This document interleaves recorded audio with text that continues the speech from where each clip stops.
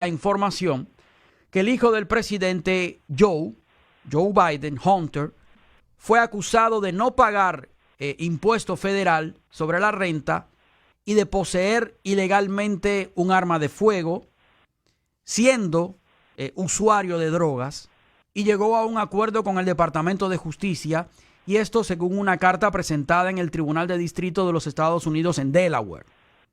Podemos ahondar más en esta información, lo vamos a hacer, pero quisiera tu reacción ante esto. Jorge, mira, si no me equivoco, yo creo que en un programa anterior contigo hablamos de estas posibilidades de que esto pudiera ocurrir y que esto sería precisamente el factor que iba a utilizar la administración de Biden para decir, mira, aquí se aplica la justicia. Cuando es como, por ejemplo, Al Capone, acusarlo y darle y llevarlo a corte porque cruzó la calle en el medio, o sea, en el medio en vez de en la esquina donde hay que cruzar en ciertos barrios. Entonces, de eso es lo que estamos hablando. Esto es una cuestión ridícula, tomando en cuenta la magnitud de los crímenes que se le están imputando al hijo del presidente y al propio presidente. Todavía cada día aparecen más cosas. Entonces, cuando uno contrasta, porque la ley, sobre todo la ley en los Estados Unidos, que es una ley basada, la ley anglosajona, la ley basada en el precedente, uno mira las cosas que han pasado y miran los dictámenes de otras decisiones judiciales y vemos cómo este mismo Departamento de Estado, por ejemplo, al segundo contribuyente del Partido Demócrata le retiran todos los cargos. Vemos cómo a un expresidente, en vez de utilizar el acto presidencial de récord, que es el que correspondería para los récords, los archivos, que de eso estamos hablando, le quieren imputar el acto de espionaje, que sí contiene una provisión, estatutos criminales, que el de los actos de récord presidenciales no lo contiene. Entonces, lo que estamos viendo aquí es dos sistemas completamente diferentes de la ley, y ahora vemos aquí la ley de el hijo de Don Corleón, o sea, el hijo del presidente, pues naturalmente le tiran esta negociación. Y en cuanto a lo de las armas, esto viene caminando ya hace 4 años y pico. Es más, si hubieran esperado hasta octubre ya se hubiera vencido el estatus de limitaciones para poder presentar cargos. Quiere decir que, ¿por qué lo han aguantado tanto tiempo? En mi apreciación, lo han estado aguantando para tener algo que ofrecer sobre la mesa y decir, mira, nosotros estamos haciendo nuestro trabajo. Es una burla a los Estados unidenses que esto está ante la magnitud, repito, de los crímenes de la cual se le imputa a Hunter Biden y al presidente probablemente también, que esto es lo que estemos viendo, el resultado del Departamento de Justicia. Vergonzoso. Y no solamente vergonzoso, para mí, como tú bien apuntaste, es una distracción, es para decir, estamos haciendo algo, lo hemos acusado, pero en realidad son acusaciones pequeñas, es un delito menor el tema de los impuestos, y llegó a un acuerdo también con el tema de las armas de fuego. Aquí, en el tema de las armas de fuego, hay un agravante que al parecer le pasaron por alto, y es que el arma de fuego la encontraron en un tanque de basura, donde cualquier persona, un niño o incluso hasta cualquier criminal podía haberla tomado. Entonces, esto es un agravante que debió haberse tenido en cuenta. Hay que también considerar que esto se escondió.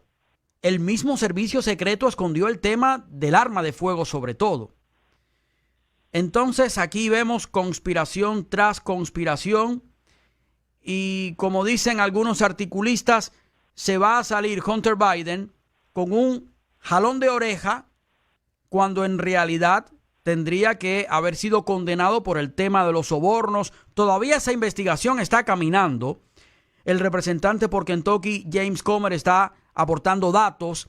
A mí me parece que esto se ha extendido ya demasiado y no quisiera que el caso se diluyese vamos a ver qué sucede, pero aquí el plato fuerte está en la corrupción, la aceptación de sobornos y el tráfico de influencia, no solamente de Hunter Biden, sino de la familia Biden.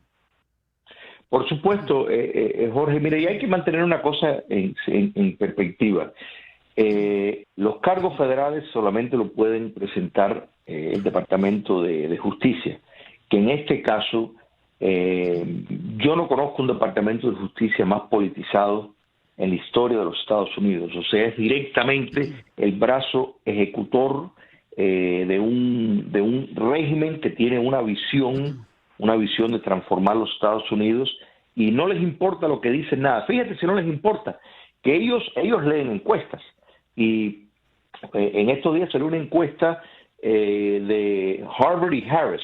O sea, que quiere decir que proviene de Harvard y en unión a Harris, que no va a ser simpática, o sea, no va a tener simpatía, mejor dicho, por la causa conservadora. Y así todo arrojó que el 83% de los republicanos y el 55% de los independientes, consideran que las elecciones del 2024 van a ser fraudulentas, van a ser amañadas, va a haber interferencia, porque se basan en todo lo que están viendo el papel del FBI. Me explico, aquí no estamos hablando esto no se trata de que si las máquinas funcionaron o no, ya no estamos hablando de que si hubo camiones que aparecieron, no. Estamos hablando del papel de la Policía Federal, que es el FBI, en impactar elecciones. Lo hicieron en el 2016 contra la campaña de Trump, lo hicieron en el 2020 ocultando información y poniendo presión para que ocultaran información, falsificaron información en el 2016 y el 2020 cuando sabían que lo de Hunter Biden no era desinformación rusa. Entonces, esto lo estamos viendo, el juicio, cuando tú tienes algo como esa cifra del 55% de los independientes, y déjame decirte que los demócratas hay como el 24%, que es bastante alto, Sí. Quiere decir que esta desconfianza en el sistema electoral estadounidense es gravísimo, sin precedente histórico. Entonces, todo eso es el resultado. Esto lo sabe Biden, esto lo sabe Obama, esto lo sabe el Departamento de Justicia, y no les importa, porque la misión revolucionaria es lo más importante. El resto es secundario. Uh-huh. Fíjate que aquí los tiempos son muy importantes. Esta aceptación de culpabilidad por parte de Hunter Biden viene en un momento en el que acusaron ya a Trump de 37 cargos. Es básicamente la noticia que se está tratando a nivel de prensa. Entonces, todo hace indicar que el sacar ahora el caso de Hunter Biden es para que pase por debajo del tapete. No espero que los canales liberales vayan a darle mucha publicidad a esto, vayan a hablar mucho de este caso. Al revés, van a decir, bueno, mira, la justicia no es tan ciega. Ya ves como hasta el hijo del presidente es juzgado.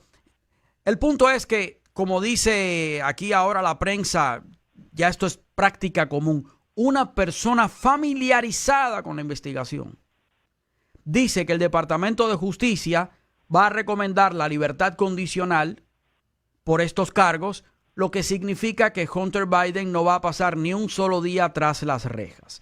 Claro, esta decisión de aceptar cualquier acuerdo dependería del juez en cuestión, pero es Delaware, todo parece indicar que Hunter Biden se va a salir con la suya y que no va a pasar absolutamente nada. Bueno, así marcha mal la justicia.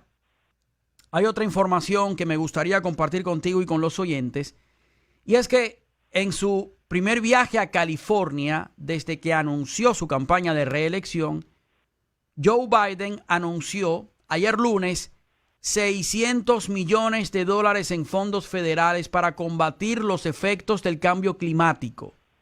Y esto después de recorrer una reserva natural en el norte de California con el gobernador Gavin Newsom, un hombre comprometidísimo con la administración Biden, hasta el punto de que ha destinado fondos para la reelección de Biden para la campaña demócrata del año 2024, Newsom transfirió 10 millones de los fondos de su campaña estatal a un nuevo comité de acción política federal que se llama la Campaña por la Democracia, que dijo que se creó para ayudar a los demócratas en las elecciones del 2024.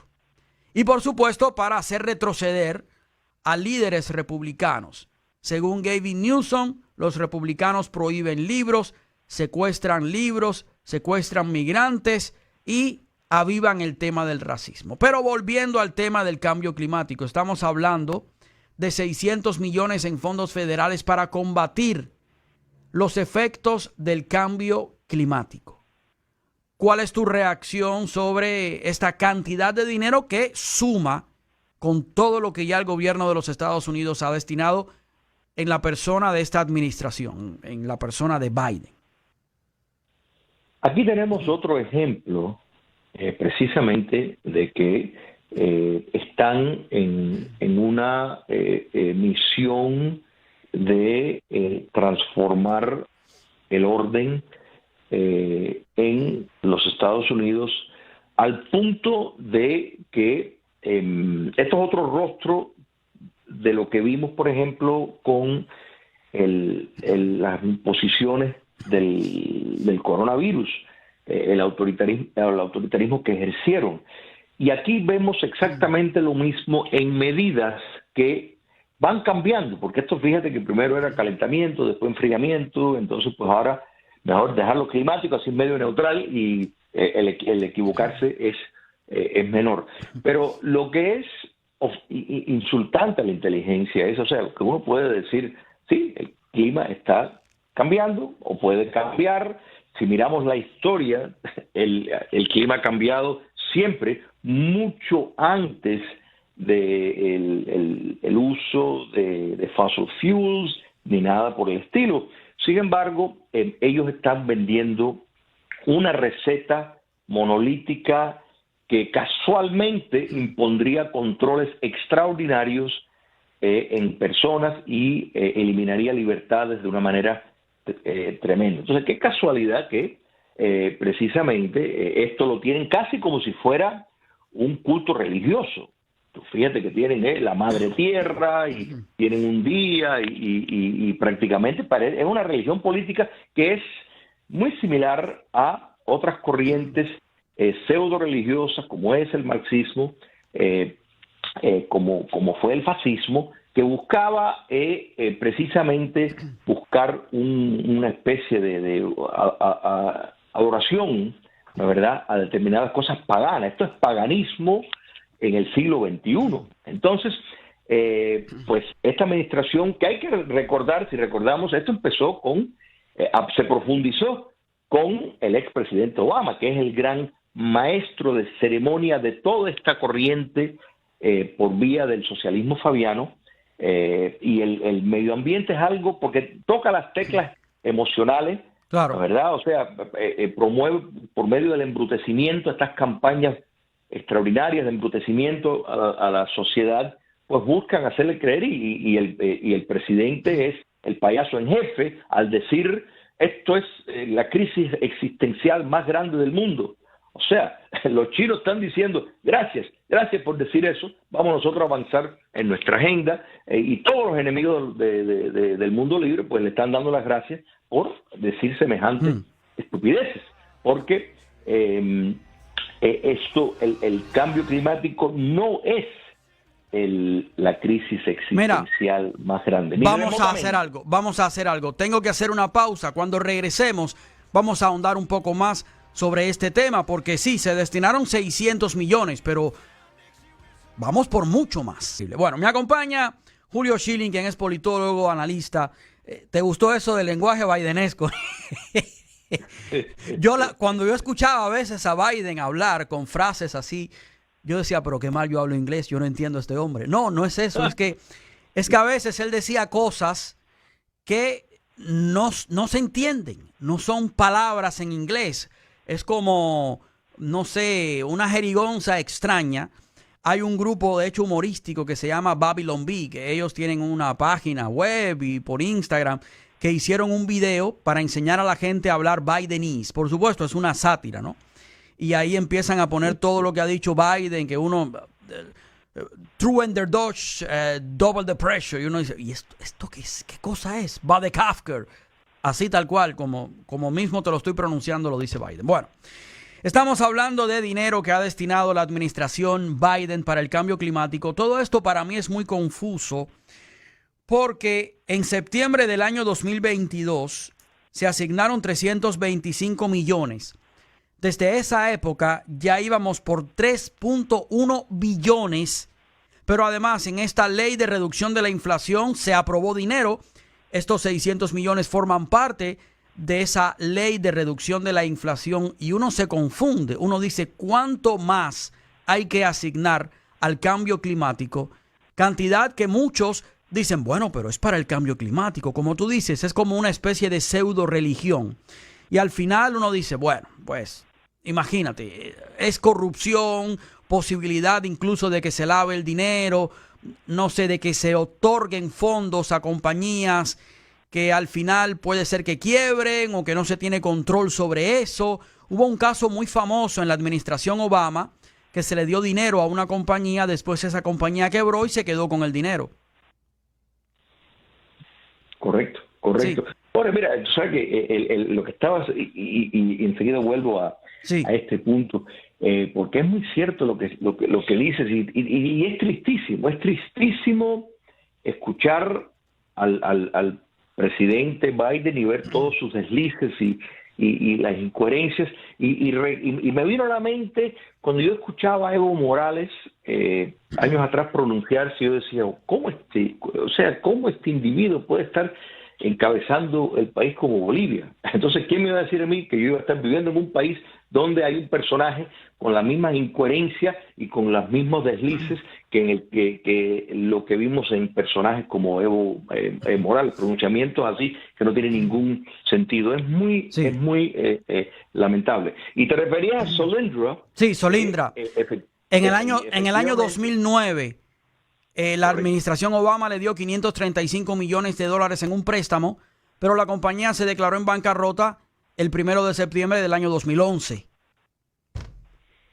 Y hay que añadir que casi todas las personas asociadas a ese negocio están vinculados al Partido Demócrata y al actual régimen. Sí. En tu pregunta, ¿hasta dónde van a llegar? Yo te voy a decir, Jorge, cuando ya nadie tenga carro, cuando todos tengamos que seguir los dictámenes que ellos quisieran imponer, cuando solo ellos puedan volar en aviones determinados y el resto de la plebe pues tenga que ir procesado con prueba de saber quién tú eres, de cuál es tu afiliación política, de tu opinión al respecto. Hacia eso es donde ellos quisieran llegar. No estoy diciendo que van a llegar, pero hasta eso es donde quieren llegar, y naturalmente el control de la economía que se lo facilita utilizando mecanismos no científicos de control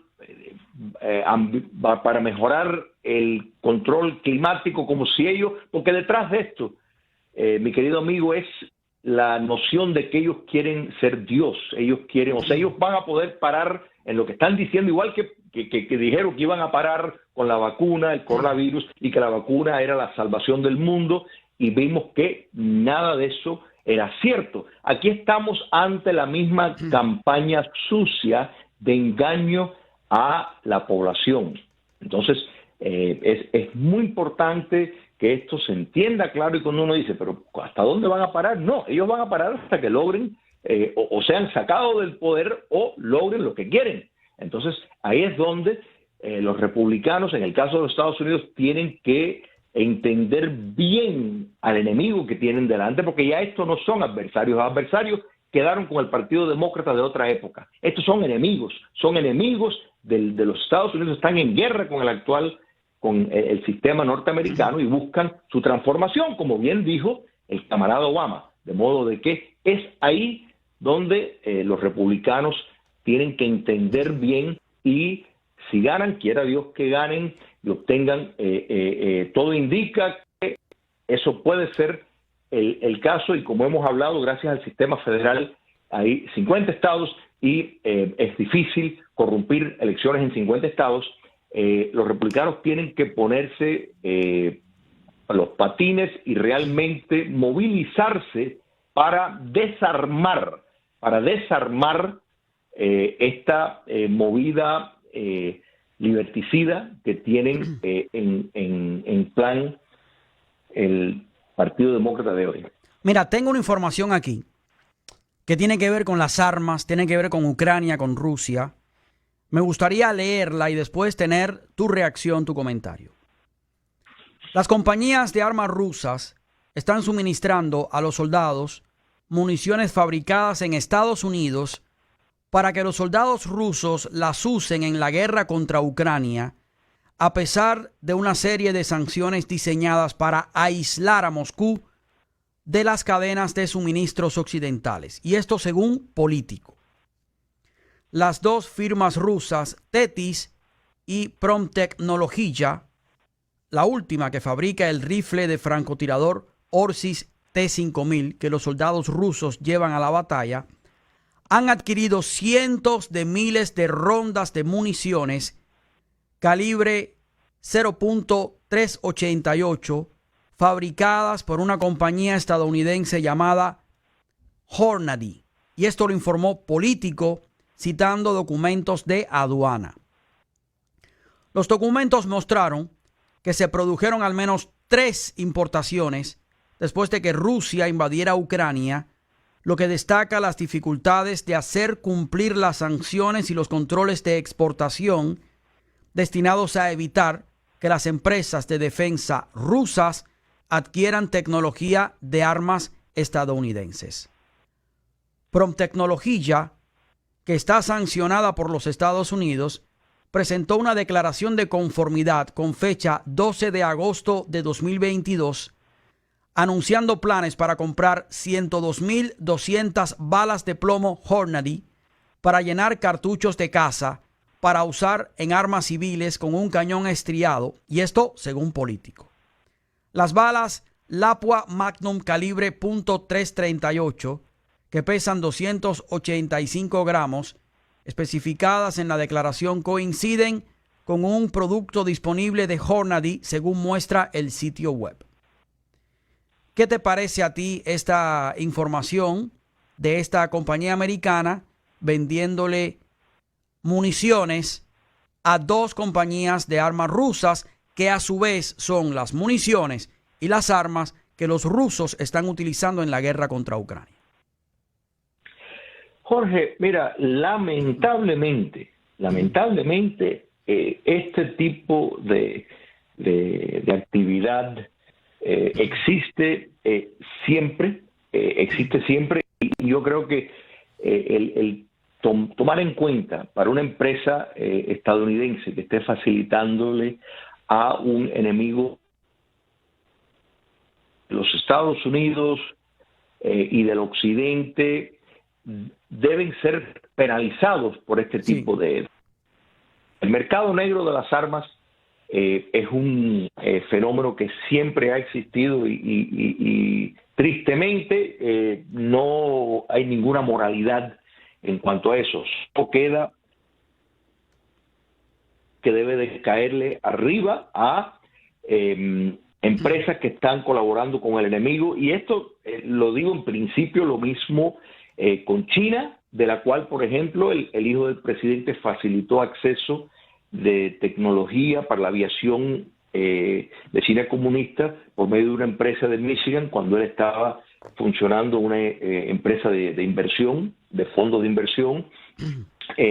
Lo mismo con Cuba comunista, con Venezuela, con Irán. O sea, este mismo principio de los claros enemigos tienen que ser sancionados por la ley. El problema es que el nivel de corrupción, suciedad y diferentes sistemas de justicia que hay en los Estados Unidos en este momento, pues yo creo que deja duda de si harán o no algo.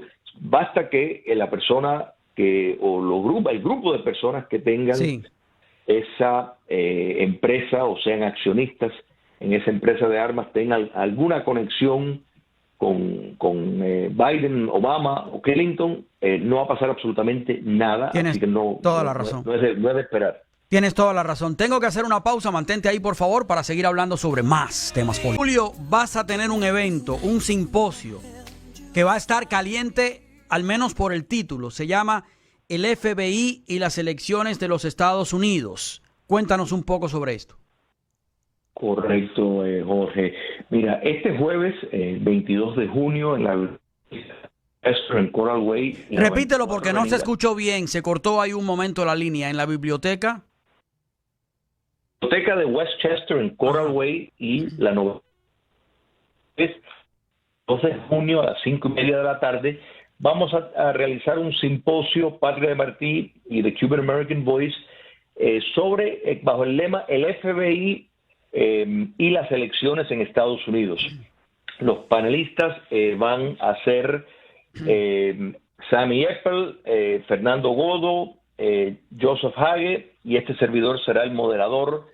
Y Jorge, se va a examinar lo que ya es voz populi entre la sociedad estadounidense, y eso es el papel sucio, lamentablemente, que el FBI ha jugado en las elecciones del 2016, las elecciones del 2020, y lo que vemos que está ocurriendo hoy en día. Entonces es sumamente alarmante, porque el FBI es la policía nacional y tiene mecanismos de persuasión, es el reforzador de la ley. Entonces, en el evento precisamente los panelistas van a exponer sus criterios si consideran que las elecciones conservan todavía la integridad, que si el FBI se ha convertido en una extensión del Partido Demócrata, o sea, y si esto tiene una solución en algún momento, porque una policía nacional es fundamental, pero no si se convierte en una policía política. Entonces, es ahí la gran incógnita. La entrada es completamente gratuita, y para las personas que no pueden acudir porque viven fuera del área geográfica, pueden sintonizar en Patria de Martí. Se va a transmitir en vivo y en directo, es de 5:30 a 7:30. Y aprovecho también tu amabilidad y para invitar a tu audiencia el sábado en la Universidad de St. Thomas se va a realizar una conferencia Martí en la literatura, donde se va, basado en la obra de arte de Emilio Héctor Rodríguez, una exposición de los versos sencillos, pues se va a abordar sobre el papel, o sea, de Martí en la literatura, para complementar esa exhibición. Es a las 2:30 de la tarde en la Universidad de St. Thomas. La entrada también completamente gratis, y pueden ir a Patria de Martí y ahí está toda la información, un mapa de cómo llegar y todos los detalles, los pormenores, para que las personas pues puedan asistir. Va a estar, los panelistas van a ser Emilio Sánchez, Eduardo Lolo, Rosa Leonor Whitmarsh, Frank Rodríguez, José Raúl Vidal, y este servidor será también uno de los panelistas. Muchísimas gracias. Ya saben, la cita va a estar caliente esto. Todos son contribuyentes y panelistas de este espacio. Fernando Godo, Joseph Hash, Sammy Eppel y Julio Schilling, que es quien está aquí conmigo en este momento. Así que ya lo saben. Biblioteca de Westchester, 9445 Coral Way. Ya lo saben. Es una biblioteca bastante céntrica. ¿A qué hora es, Julio? Es a las 5:30, a las 5:30 de la tarde. 5:30 de la tarde. Este jueves. Y la entrada, de nuevo, es completamente gratuita. Hay amplio estacionamiento en el sitio. Claro que sí. Excelente tema y excelentes panelistas. Gracias, Julio, por haberme acompañado en este espacio en el día de hoy. Gracias. Gracias a ti, Jorge. Un fuerte abrazo. Claro que sí. Abrazo para